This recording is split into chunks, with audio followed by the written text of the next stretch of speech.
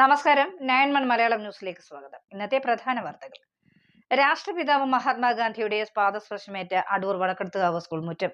ഈ മണ്ണിലാണ് 1934 ജനുവരി 19 ഗാന്ധിജി പൊതുജനങ്ങളെ അഭിസംബോധന ചെയ്തത്. ഗാന്ധിജിയുടെ വരവിന്റെ ഓർമ്മ നിലനിർത്താൻ പുതിയ പ്രതിമ സ്ഥാപിക്കാനുള്ള തിരക്കിലാണ് നാട്ടുകാർ. മഹാത്മാഗാന്ധിയുടെ രണ്ടാമത് കേരള സന്ദർശനം. 91 വർഷങ്ങൾക്ക് മുൻപ് ആ ദിവസം ആവേശ കൊടുമുടിയിലായിരുന്നു പത്തനംതിട്ട അടൂരുകാരും. 1934 ജനുവരി 19 ഹരിജനോദ്ധാരണ ഫണ്ട് ഏറ്റുവാങ്ങാനും SNDP മന്ദിരമായ TK മാധവ സൗധത്തിന് ശിലാസ്ഥാപനം നടത്താനുമാണ് രാഷ്ട്രപിതാവ് അടൂരിലെത്തിയത്. അടൂരിൽ നിന്നും വില്ലുവണ്ടിയിൽ വടക്കെടുത്തുകാവിലേക്ക്.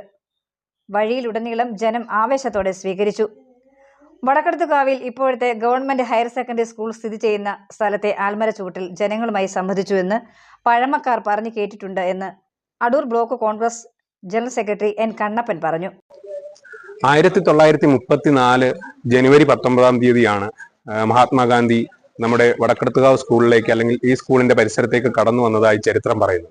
അദ്ദേഹം അന്ന് കേരളം സന്ദർശിച്ച കൂട്ടത്തിൽ അടൂരിലെ പല സ്ഥലങ്ങളിൽ എത്തുകയും പിന്നീട് അവിടെ നിന്ന് അടൂരിൽ നിന്നും വില്ലുവണ്ടിയിൽ ഇവിടെ കടന്നു വരുന്നതായും പിന്നീട് ഇവിടെ ഇരുന്ന് ഹരിജന ഉദ്ധാരണ ഫണ്ട് ശേഖരിക്കുകയും ചെയ്യുന്നതായിട്ടാണ് ചരിത്രം പറയുന്നത്.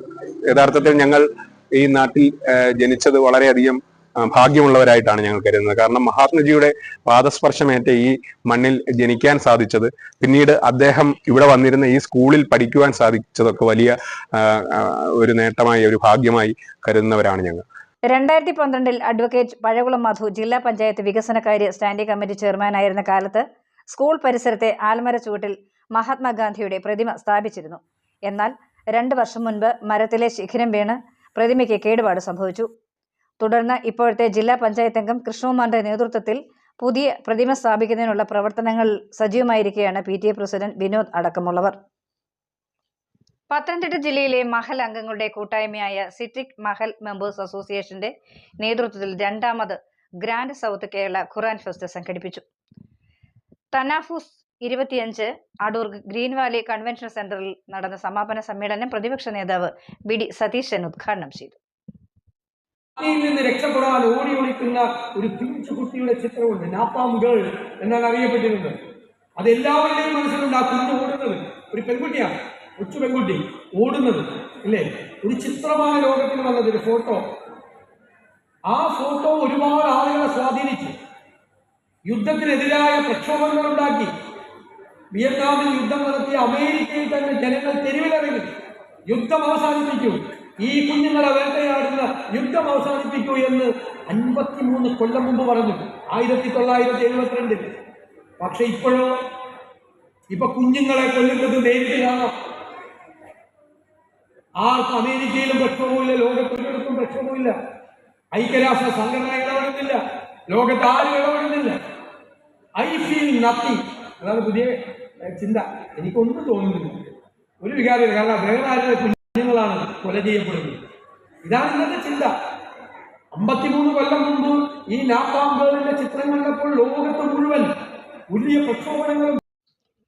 മുൻ തിരുവിതാംകൂർ ദേവസ്വം ബോർഡ് പ്രസിഡന്റും CPM നേതാവുമായ അഡ്വക്കേറ്റ് K. അനന്തഗോപനെതിരെ A. പത്മകുമാറിന്റെ ഒളിയം. വിദേശയാത്ര നടത്തിയത് എന്തിൻ്റെ അടിസ്ഥാനത്തിലാണ് വിദേശയാത്ര നടത്തിയത്? അപ്പോൾ അതുകൊണ്ട് ഇതൊക്കെ പരിശോധിക്കുമ്പോൾ ഇതെല്ലാം പരിശോധിക്കണം. ഞാൻ ഒന്നുകൂടെ കടത്തി പറയുകയാണ്, ശബരിമലയുമായി ബന്ധപ്പെട്ട ആചാരാനുഷ്ഠാനങ്ങൾക്ക് വിരുദ്ധമായി പത്മകുമാർ എന്ന് പറയുന്ന പ്രസിഡന്റിൻ്റെ ഭാഗത്തു നിന്നൊന്നും ഉണ്ടായിട്ടില്ല. അതാണല്ലോ എനിക്ക് ഏറ്റവും കൂടുതൽ ആക്രമണം നേരിടേണ്ടി വന്നത്, അതുകൊണ്ട് തന്നെയാണല്ലോ. അറ്റകുറ്റപ്പണികൾക്കായി ക്ഷേത്ര വസ്തുക്കൾ പുറത്തു കൊണ്ടുപോയെങ്കിൽ അത് ദേവസ്വം മാനുവലിന് വിരുദ്ധമാണെന്ന് കഴിഞ്ഞ ദിവസം അനന്തഗോപൻ പറഞ്ഞിരുന്നു. അതിന്റെ പ്രതികരണവുമായിട്ടാണ് പത്മകുമാർ ഇന്ന് മാധ്യമങ്ങളെ കണ്ടത്. ഒരിക്കലും ഇല്ല. അതെന്താണെന്ന് വെച്ച് കഴിഞ്ഞാൽ ഇപ്പോൾ അങ്ങനെ ഇതിപ്പോൾ ഇലക്ട്രോ പ്ലേറ്റിംഗ് ഉൾപ്പെടെ അല്ലെങ്കിൽ പുതിയ സംവിധാനമാണെന്നാണല്ലോ പറഞ്ഞത്. അങ്ങനെ പുതിയ സംവിധാനത്തിൻ്റെ അടിസ്ഥാനത്തിലാണെങ്കിൽ ആ പുതിയ സംവിധാനത്തിൻ്റെ അടിസ്ഥാനത്തിലാവാം. ഇത് നമ്മളിപ്പോൾ ദേവസ്വം ബോർഡ് ചെയ്യുന്നത് നയപരമായ തീരുമാനങ്ങളാണ്. അത് നടപ്പിലാക്കാനുള്ള ഉത്തരവാദിത്വം കമ്മീഷണറും തിരുവാഭരണം കമ്മീഷണറും ചീഫ് എഞ്ചിനീയറും അതുപോലെ തന്നെ വിജിലൻസ് ഓഫീസറുമാണ്. അവരുടെ ഉത്തരവാദിത്വത്തെ തന്നെയാണ് കൊടുത്തയക്കാൻ തീരുമാനിച്ചിട്ടുള്ളത്. എൻ്റെ കൈപ്പടയിൽ എഴുതിയ തീരുമാനം ഉണ്ടല്ലോ അവിടെ.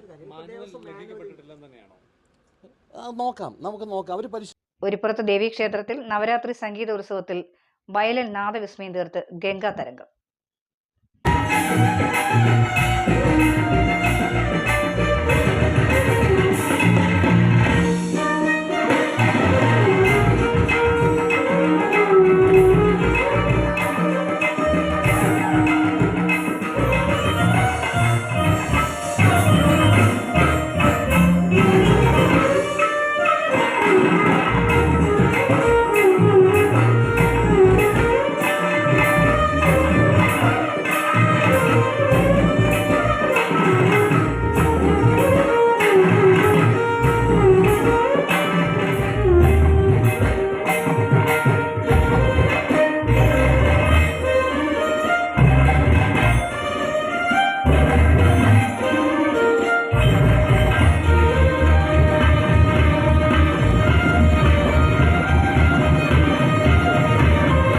ഇതോടെ വാർത്തകൾ അവസാനിച്ചു. നന്ദി, നമസ്കാരം.